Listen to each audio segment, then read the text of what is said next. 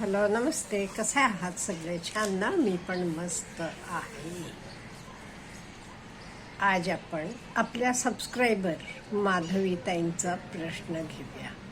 खूप टचिंग प्रश्न आहे हो. त्या म्हणतात, मॅडम माझा मुलगा US ला गेला आहे. 3 वर्षे झाली, अजूनही एकदाही आला नाही आणि आम्हीही गेलो नाही. नवऱ्याला सांगितलं तर म्हणतात की मला सुट्टी नाही. काय करू? हे बघा, आई ती आई आहे, मदर इज मदर. त्यामुळे आईला वाटणं हे साहजिक आहे. 3 वर्ष झाली आपला मुलगा बाहेर गेलेला आहे, एकदाही आला नाही, आपणही तिकडे गेलो नाही. म्हणून आईला वाटणं, मी ताई अगदी समजून घेऊ शकते, तुमचं काही चुकलेलं नाही आहे, तुम्ही नॉर्मल आहात. तुम्हाला वाटणं हे साहजिक, कुठल्याही आईला हे वाटते. पण हे बघा, पक्षी मोठे होतात, त्यांना पंख येतात. मग ती मोठी झाल्यावर उडून बाहेर जातातच. इन द सेम वे आपले मुलांचं पण होते. लहान असताना आई आई म्हणून आपला पदर धरून 24 तास राहणारी मुलं मोठी झाली की लांब जातात. त्यांचं नवीन जग चालू होते. आपण मात्र सारखे त्यांचे आठवणीत राहतो. आता तुम्ही म्हणता 3 वर्ष झाली, तो पण आला नाही आणि आम्ही पण तिकडे गेलो नाही. मिस्टरांना म्हटलं की ते सुट्टी नाही म्हणतात. अहो, अमेरिकेला जाणं काही आपले इथे मुंबई पुण्याला गेले एवढं सोपं आहे का? तिथे जायला विसा सगळं लागते आणि हल्लीचे दिवसात तरी आपल्याला माहीत आहे सगळं किती अवघड, म्हणजे कॉम्प्लेक्स होत चाललेलं आहे. एवढं काही दुसरे देशात जाणं एवढं सोपं नाहीये.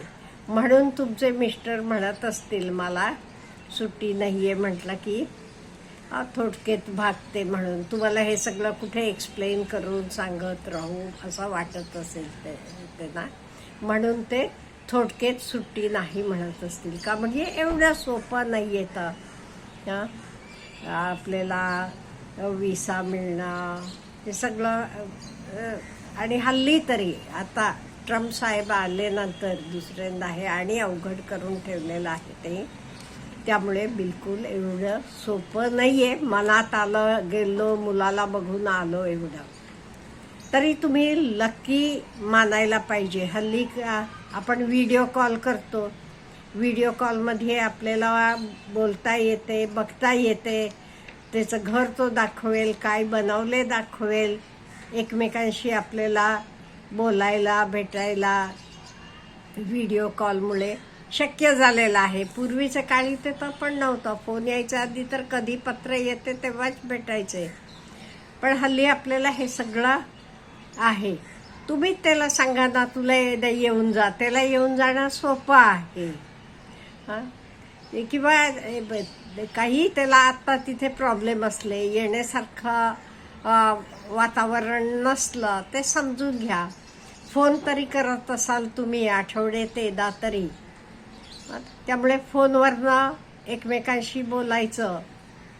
ह्याला दुसरं काही मला माहीत आहे, हे सांगणं सोपं आहे. तेवढा आपला मुलगा एवढा लांब आहे, 3 वर्ष आपण भेटलो नाही, बघितलं नाही, हे तुम्हाला वाटत असणं योग्य आहे. ते काही चूक नाही आणि सांगणं सोपं असते. पण ॲक्च्युअली तर भोगणं तेवढं सोपं नाही आहे, पण इलाज नाही आहे. हल्ली काय हे बघा, खेड्यातल्या मुलांना नोकरीसाठी ते मोठ्या शहरात जातात. मोठ्या शहरातली मुलं आणि कॉस्मोपॉलिटन सिटीजमध्ये जातात. तसंच त्याच्यापेक्षा आपल्याला उंच गगनभरारी मारायची असली की विदेशात जातात. हल्ली it is quite but natural झालेला आहे.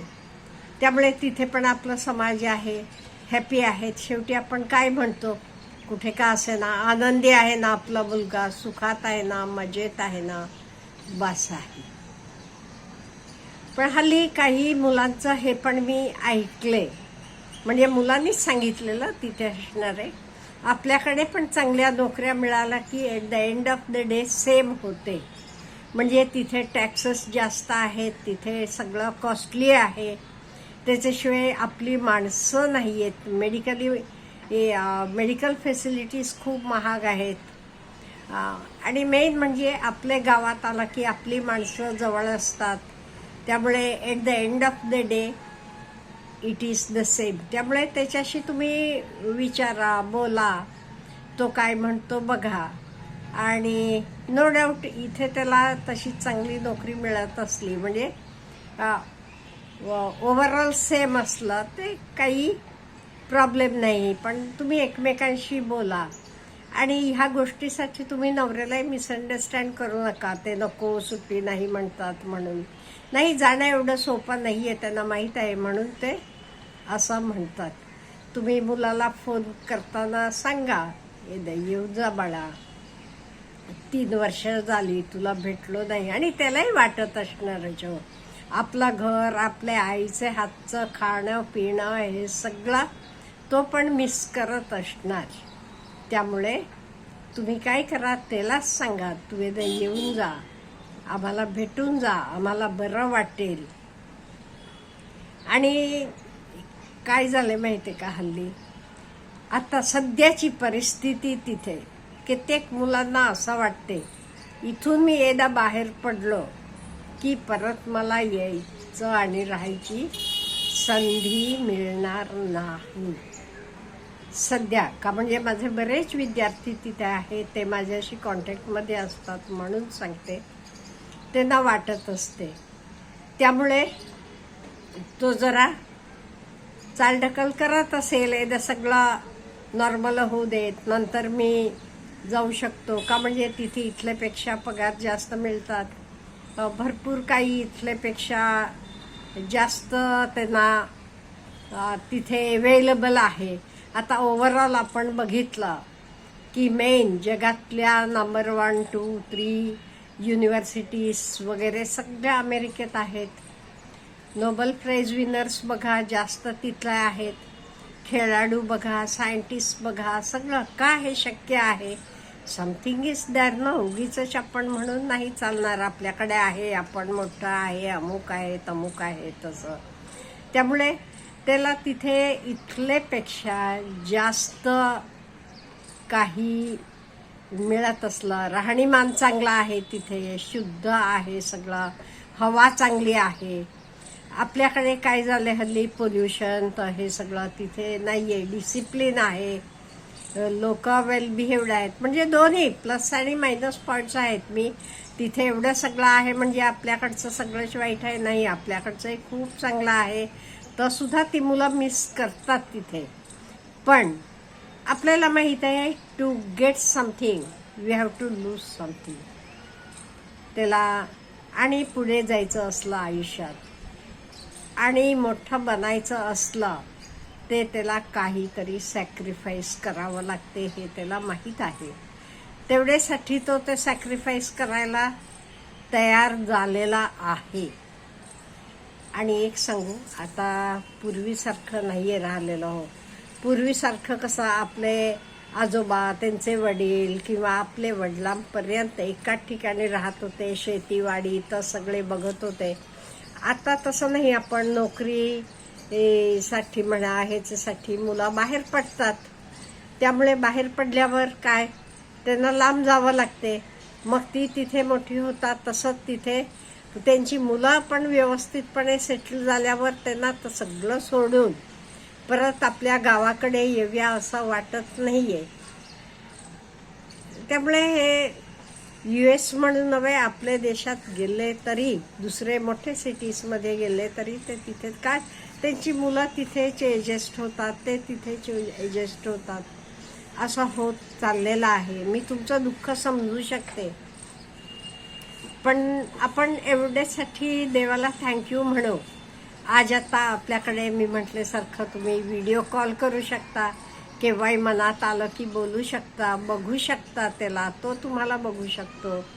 हां, एवढं तरी आपल्याला मिळाले ना. आपले पूर्वजांना तर पण मिळत नव्हतं. कधी पत्र येतो तेव्हा त्यांना खुशाली कळायची. त्यामुळे शेवटी काळाप्रमाणे थोडंफार आपल्याला ॲडजस्ट करावं लागते.